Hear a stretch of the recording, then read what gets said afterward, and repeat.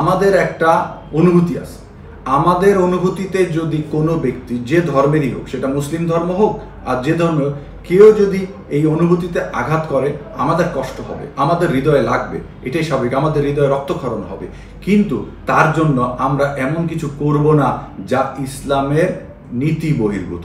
ইসলামে কোথাও বলেনি কেউ যদি কাফের হয়ে যায়, কেউ যদি মুনাফিক হয়ে যায়, কেউ যদি অন্য কিছু হয়ে যায়, তার বিরুদ্ধে আমরা এই ধরনের কোনো ঘটনা ঘটাবো।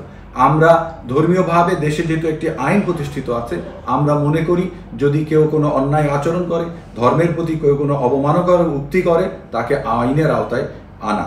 কিন্তু কোনোভাবে একজন মানুষের মৃত বডিকে তুলে এনে পুড়িয়ে দেওয়া, এইরকম নোংরা কাজ ইসলাম সমর্থন করে না। মুসলমানরা এই ধরনের কাজকে সমর্থন করে না এবং দেশের 90% মুসলমানই এটা সমর্থন করে না।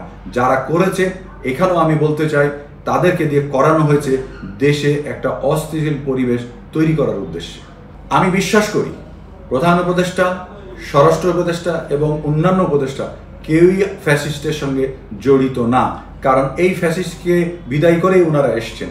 কিন্তু আমাদের ধারণা, স্পেশালি আমার বিশ্বাস, তারা কোনো চাপের মুখে পড়েছেন।